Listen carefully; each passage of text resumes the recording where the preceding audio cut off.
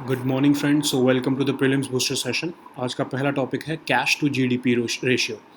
तो अभी आरबीआई ने रिपोर्ट निकाली है बेंचमार्किंग इंडियाज पेमेंट सिस्टम्स। उसके अंदर हमें पता लगा है कि इंडिया जो है वो वर्ल्ड वाइड 3 नंबर पर है in the usage of bank notes. मतलब बैंक नोट्स हमारे इधर बहुत ज़्यादा यूज़ किया जाता है। तो एक्चुअली ये रिपोर्ट जो है आरबीआई में, इसमें कहा गया है कि हांगकांग और जापान के बाद जो है करेंसी इन सर्कुलेशन जो है वो इंडिया में सबसे ज़्यादा है as compare to percentage of GDP. अब देखते हैं जापान का। तो जापान में क्योंकि लो क्राइम रेट है, लो बहुत ही कम इंटरेस्ट रेट्स हैं, तो आपको बैंक में रखकर कोई फ़ायदा नहीं है पैसा। और नेशन वाइड उनके नेटवर्क ऑफ एटीएम बहुत स्ट्रांग है। तो लोगों के पास कोई इंसेंटिव नहीं है, कोई रीज़न नहीं है कि वो डिजिटल पेमेंट्स को यूज़ करें। उनको उनके लिए कोई ख़तरा नहीं है, क्राइम रेट नहीं है, तो उनके लिए कैश ज़्यादा अपीलिंग रहता है। तो उनके पास कोई रीज़न नहीं बचता कि वो अदर फॉर्म्स ऑफ पेमेंट की तरफ मूव करें। लेकिन इंडिया में देखा गया है कि जो आपके कैश जो है करेंसी इन सर्कुलेशन है, वो अगर 2017-18 के मुकाबले जो है वो 10.7% था, वो बढ़कर अब 14.4% हो चुका है। अब रिसेंटली अगर हम 24 जून का आंकड़ा देखें तो 32.2 लाख करोड़ रुपीज़ जो है वो करेंसी इन सर्कुलेशन इंडिया में था। लेकिन करेंसी पर एक कैपिटा इसका मतलब आ रहा है लगभग 22,752। तो क्या असल में इतने लोगों के पास पैसे हैं? नो। इसका मतलब क्या है कि होर्डिंग हो रही है कैश की। खासकर होता क्या है कि जो हाई डिनोमिनेशन करेंसी के नोट्स होते हैं, 2,000 रुपये, 500 रुपये, उनको लोग जो है पेमेंट के लिए नहीं यूज़ करते, उनको वो अपने पास स्टोर करके रखते हैं। तो इंडिया में ये CIC करेंसी इन सर्कुलेशन क्यों बढ़ रहा है? क्योंकि जब कोविड के टाइम पर जो है पैसे की मारामारी हो गई थी कैश की, क्योंकि लॉकडाउन लग गए थे, लोगों के पास कैश नहीं था। तो इंडिया में भी लॉकडाउन बहुत सीवियर था, तो लोगों ने जो है कैश की दिक्कत आ रही थी, तो लोगों ने होर्डिंग करनी शुरू कर दी कैश की कि जितना भी कैश है उसको बचाओ। उसके बाद जो है इवन जो हमारा जिसके कंपैरिजन में हम कैश को नापते हैं, जीडीपी, जब वो भी डिक्लाइन हो गया, तो उससे क्या हुआ कि CIC जो है वो ऑटोमेटिकली उसकी जो है रेशियो हमारी बढ़ गई। जब आपका न्यूमरेटर सेम रहे लेकिन डिनोमिनेटर अगर कम हो जाए, तो ऑब्वियसली आपकी जो रेशियो आएगी वो ज़्यादा आएगी। फिर इससे फ़ायदा क्या होता है आरबीआई को? तो शॉर्ट टर्म में अगर हम देखें, तो शॉर्ट टर्म में आरबीआई को इससे फ़ायदा होता है अगर करेंसी मार्केट में हो तो एक्चुअली होता क्या है कि अगर ये करेंसी जो आपकी है, अगर ये कम हो जाए, मतलब कि करेंसी इन सर्कुलेशन कम हो जाए, लोग बैंक में ज़्यादा पैसा जमा करना शुरू कर दें, तो होगा क्या कि बैंकिंग सिस्टम में इतना पैसा आ जाएगा कि आरबीआई को जो है उसको मैनेज करने के लिए इंटरेस्ट रेट्स कम करने पड़ेंगे। और जो है बैंकिंग सिस्टम के पास जब बहुत ज़्यादा पैसा आ जाएगा, तो उनके पास कोई इंसेंटिव नहीं रहेगा कि वो आपको सेविंग पे या फिक्स डिपॉजिट पे जो भी आपको है उस पर जो है वो पैसा या इंटरेस्ट ज़्यादा दें। ठीक है, क्योंकि उनके पास ऑलरेडी इतना पैसा आ चुका है। फिर वो क्रेडिट के लिए भी ज़्यादा डिमांड करने लगेंगे, क्योंकि पैसा उनके पास ज़्यादा आ जाएगा। लेकिन लॉन्ग रन के लिए अगर देखा जाए तो जो है डिपेंडेंस ऑन कैश को अगर रिड्यूस करें हम डिजिटल पेमेंट के फेवर में, तो वो ज़्यादा बेटर है। ठीक है, तो अब ये रिपोर्ट के बारे में देखते हैं। तो ये इंडिया के पेमेंट इकोसिस्टम को असेस कर रही है रिपोर्ट। 21 कंट्रीज़ के साथ इंडिया के पेमेंट इकोसिस्टम को कंपेयर किया गया है। सबसे पहली बार इसको 2019 में जो है इस रिपोर्ट को निकाला गया था, और इंडिया के पेमेंट इकोसिस्टम की स्ट्रेंथ और वीकनेसेस को देखा गया था, और देखा गया था कि लोग क्या प्रेफर करते हैं, कौन से फॉर्म्स ऑफ पेमेंट्स जो है लोग प्रेफर कर रहे हैं। नेक्स्ट हमारा टॉपिक है न्यूट्रिशनल स्टेटस इन इंडिया। तो एक इंटर मिनिस्टेरियल कमेटी है, उन्होंने बोला है कि कोविड की वजह से जो है एक साइलेंटली अंडर न्यूट्रिशन का क्राइसिस भी हमारी कंट्री में बढ़ता जा रहा है।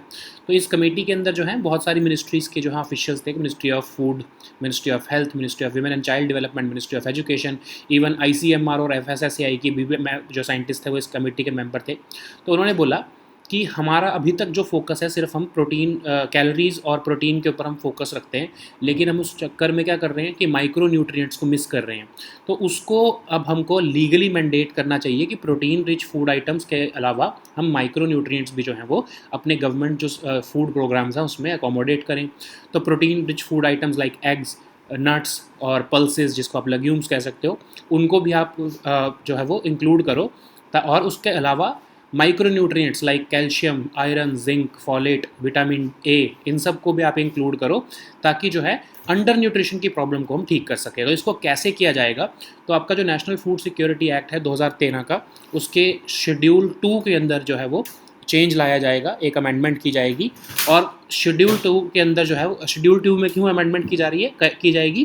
क्योंकि न्यूट्रिशनल स्टैंडर्ड्स जो है वो शेड्यूल 2 ऑफ NFASE जो है वो स्पेसिफाई करता है कि गवर्नमेंट को कौन अपने फूड सेफ्टी प्रोग्राम्स के लिए कौन कौन से बेसिक न्यूट्रिशनल स्टैंडर्ड जो है वो फॉलो करने हैं।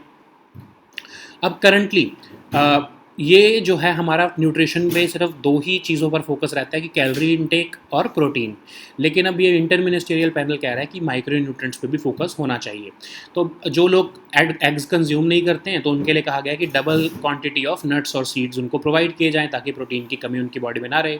ठीक है, तो अब जो है न्यू स्टैंडर्ड्स जो हैं वो उन्होंने रिकमेंड किए हैं। तो उन्होंने बोला है कि किलो कैलोरीज और प्रोटीन पर मील जो है उसके लिए भी न्यू स्टैंडर्ड्स आपको लाने ज़रूरी हैं। फिर उन्होंने ये बोला है कि फूड आइटम्स जो हैं वो कौन कौन से लाने की ज़रूरत है ताकि आप जो है उन स्टैंडर्ड्स को अचीव कर सको। फिर उन्होंने बताया कि कॉस्ट पर मील जो है वो भी बढ़ जाएगी, लगभग 4 रुपये से के आसपास जो कॉस्ट बढ़ रही है 5 रुपये के आसपास, वो 9 रुपये 9.5 रुपये बढ़ जाएगी।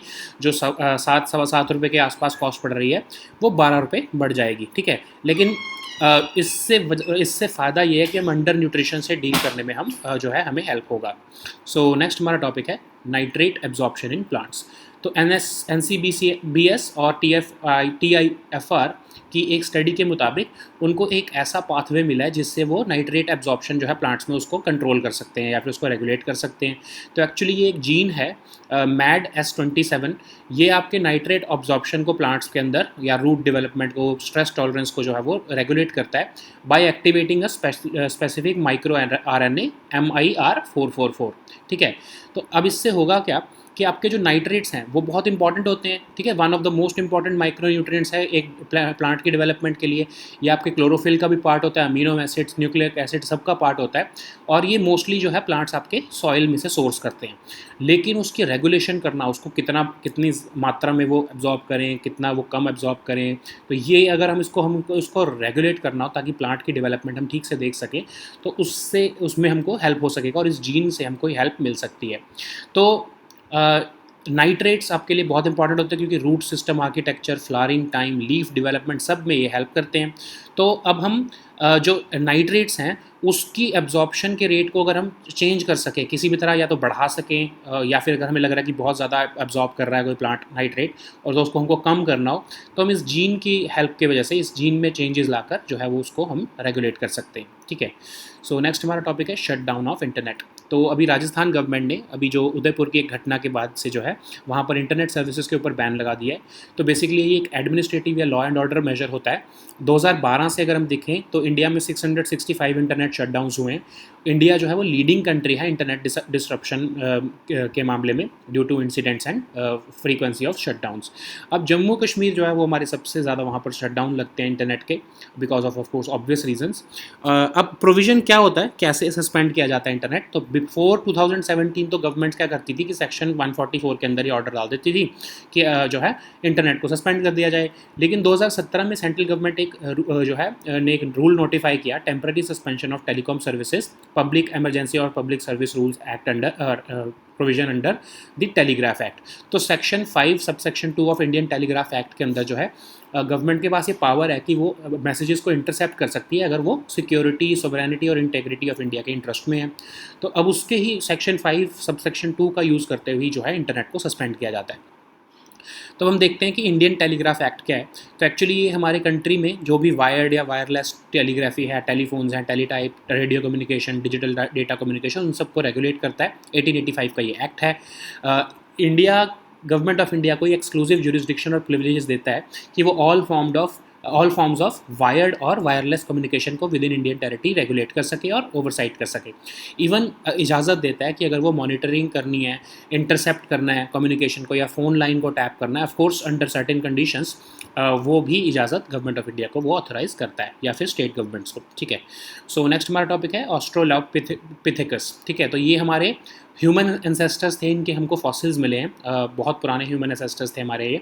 तो इनके एक केव है साउथ अफ्रीका में स्टैकफॉन्टीन नाम से, तो वहाँ पर ये हमको जो है फॉसिल मिले और इससे हमें पता लगा है कि जितना हम पहले सोचते थे उससे इवन मिलियंस ऑफ ईयर्स जो है वो पहले ये ऑस्ट्रेलोपिथेकस जो है वो रहते थे। ठीक है, तो ये फॉसिलाइज्ड रिमेन्स जो हैं स्टैकफॉन्टीन केव्स से मिले हैं। ऑस्ट्रेलोपिथेकस जो है वो सदर्न एप थे, ग्रुप ऑफ होमिनिन्स थे और जो एक्सटिंक्ट हो चुके हैं, लेकिन हम मानते हैं कि वो अर्ली फॉर्म ऑफ ह्यूमन थे।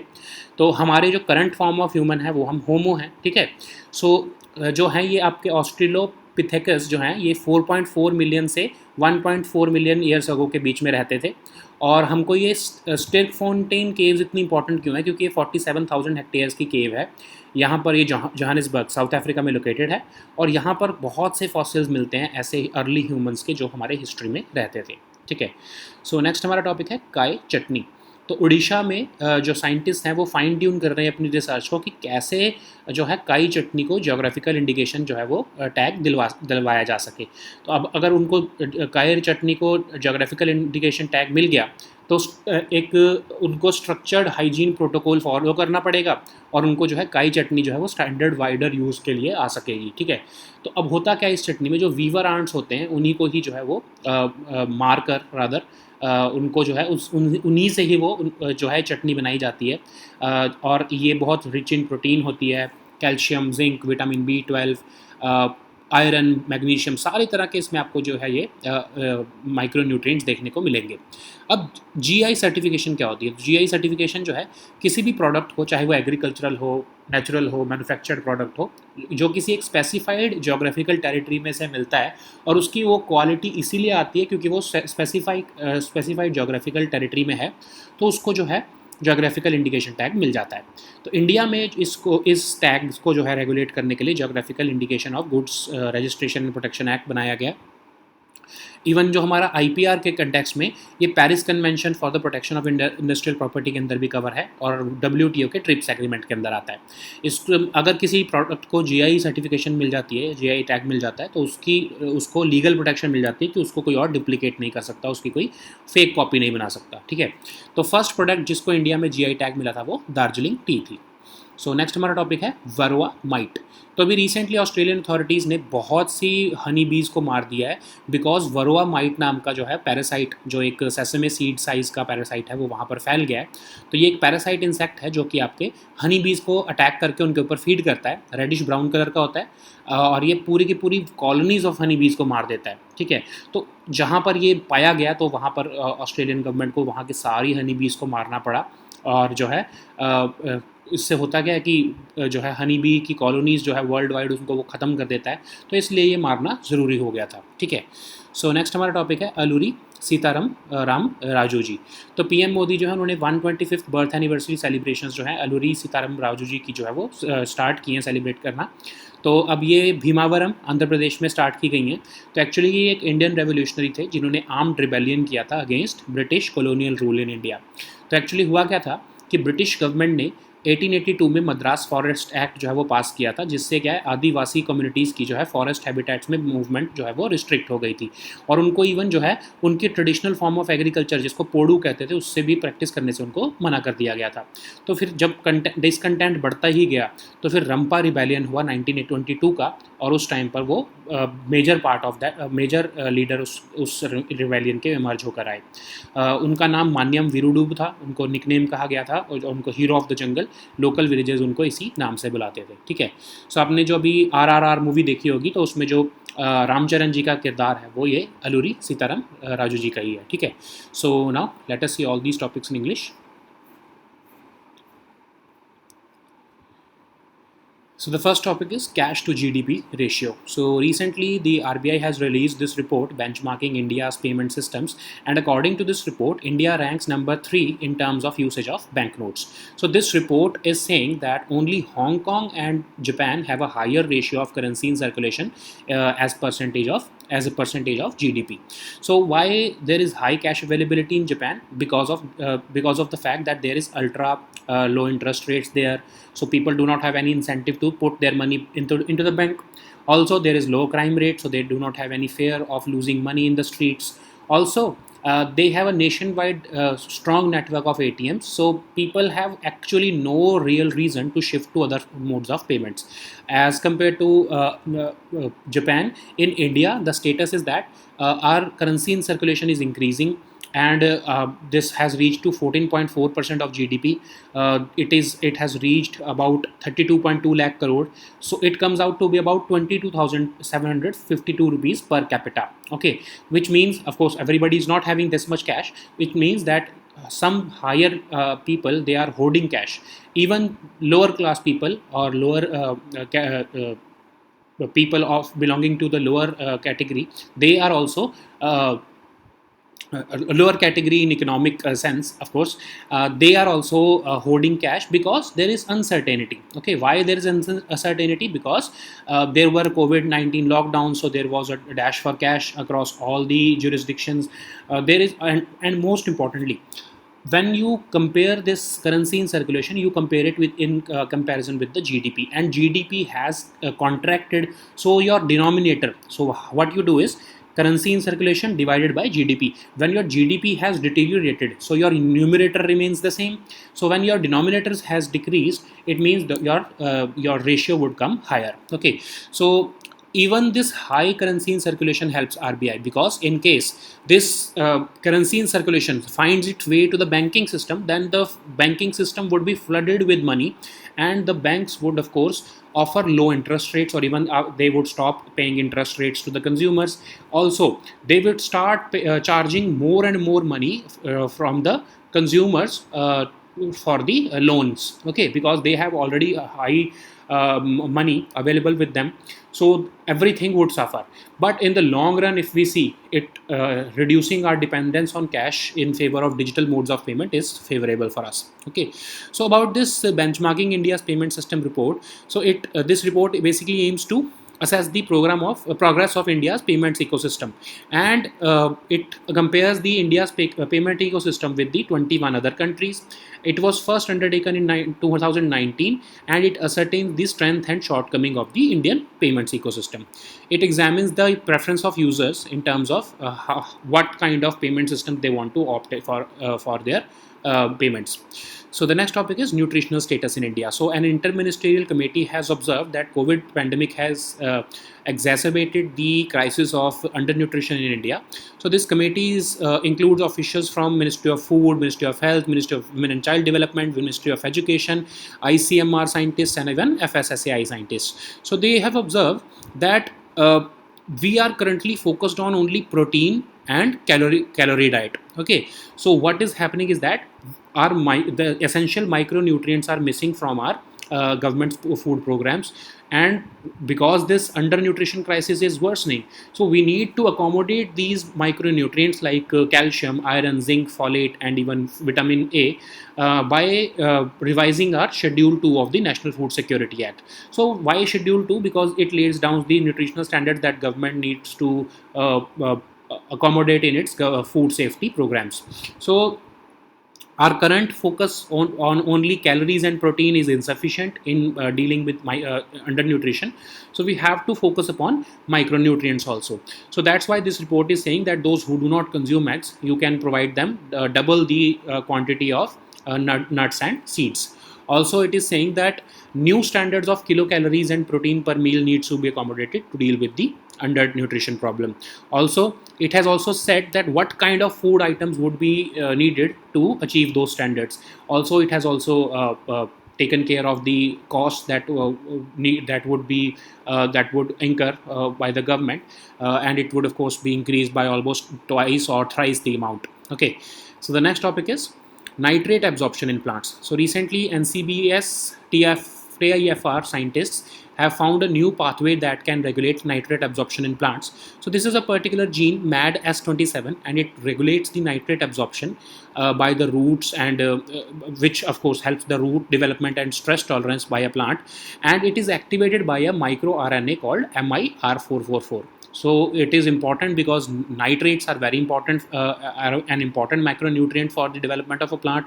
It helps in regulation of root system architecture, flowering time, leaf development, etc. So if let's suppose that some plants are overly absorbing the nitrates, then we need to make interference in this particular gene so that we can regulate its nitrate absorption. In case some plant is less absorbing these nitrate, then we can make an intervention in this gene and control the or regulate the nitrate absorption of that plant. Okay, so basically absorption of nitrates is regulating plant development. So for the plant's development, we need to regulate the nitrate absorption. So the next topic is shutdown of internet. So recently Rajasthan government has imposed a ban on internet services in because of the recent killing in Udaipur. and it's a basically law and order problem and an administrative problem. Since 2012, India has witnessed about 665 internet shutdowns. India is the leading country for internet disruption for incidents and frequency of shutdowns. And of course, Jammu and Kashmir is the leading state for shutdowns. So, what kind of procedures are followed by the government for suspension of internet? So, before 2017, internet suspension orders were issued under the section 144 of the CRPC. But after 2017, the central government notified the rules, temporary suspension of telecom services, public emergency or public service rules under the Telegraph Act, because these rules were, of course, implemented, or these were issued under section 5 subsection 2 of the Indian Telegraph Act, which of course provides powers to the central government and even state government to intercept messages in the interest and in the interests of sovereignty and integrity of India. So now it is important for us to see what is the Indian Telegraph Act. So this Telegraph Act is basically 1885 Act, and it governs the use of wired and wireless telegraphy, telephones, teletype, radio communication, digital communication, etc. So it provides the government of India exclusive jurisdiction and privileges in all in regulating or having an oversight over all forms of wired and wireless communications.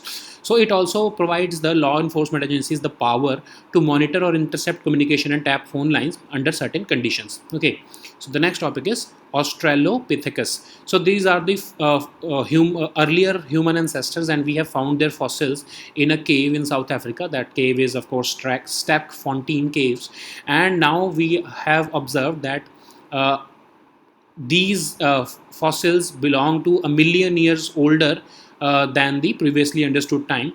So this Australopithecus, they are called as the southern ape, and they were a group of hominins who are of course now extinct, and they inhabited the planet 4.4 million to 1.4 million years ago. Okay, so currently we are into the genus of Homo, and these were the hominins. These were the early humans. And where is this Sterkfontein Caves located? Of course, it's a 47,000 hectare paleo anthropological site. It's a World Heritage Site by the UNESCO, and it is located in Johannesburg, that is in South Africa. And it is the site where there is this largest number of Australopithecus fossils in the world. So the next topic is Kai chutney. So in Odisha, scientists are now fine-tuning their research how they can make this Kai chutney presentable for the GI tag registry. So if granted this GI tag, it will help this Kai chutney to develop a structured hygiene protocol and get acceptable for wider use. So how this chutney is prepared? So they basically use weaver ants by the tribes of Mayurbhanj district of Odisha. They use weaver ants to prepare this dish, and this weaver ants based dish is rich in proteins, calcium, zinc, vitamin B12, iron, and other several micronutrients. Okay, so what is GI certification? Basically, it is a tag which is given to a product, which could be agricultural, natural, or manufactured product, and because of it originating from a definite geographical territory, it possesses certain essential qualities or certain unique qualities. Because it belongs to a certain geographical region, it has certain unique qualities. Okay, so that's why this geographical indication tag is given to that product. So in India, Geographical Indications of Goods Registration and Protection Act governs these GI tags. At the international level, the Paris Convention for the Protection of Industrial Property governs this GI tags. At the multilateral level, WTO TRIPS agreement covers this geographical indication certification. Once a product gets this GI tag, it provides them legal protection from duplication. The first product to get GI tag was, of course, Darjeeling tea. So the next topic is Varroa mite. So this recently Australian authorities are exterminating millions of honeybees because they have found this deadly Varroa mite. It's a sesame-sized parasite, and this insect attacks and feeds on honeybees, and it is reddish brown in color. It destroys the entire colonies of honeybees. So basically, it is blamed for the sharp decline in the number of honeybees colonies worldwide. So the Australian authorities were forced to limit this disease by killing a lot of honeybees so that the rest of the honeybees in the country can be prevented. Okay, So the next topic is Alluri Sitaram Rajuji. So PM Modi has recently launched the year-long 125th birth and anniversary celebration of Alluri Sitaram Rajuji in Bhimavaram, Andhra Pradesh. So he was, of course, an Indian revolutionary who waged an armed rebellion against the British colonial rule in India. So what happened is that the British government passed this 1882 Madras Forest Act, and it restricted the free movement of Adivasis in their forest habitats, and it even prevented them from practicing their traditional form of agriculture known as Podu. So it led to the Rampa Rebellion of 1922 against the British rule, and he emerged as a leader of that Rampa Rebellion, and he was nicknamed as Manyam Virudu, which means hero of the jungle, and local villagers gave him this nickname. Okay, so you know that you may have seen that movie RRR, and Ramcharan's role is loosely based on this character of Alluri Sitaram Rajuji. Okay, so these were our topics for today. We'll meet next time with new topics. Until then, goodbye and take care.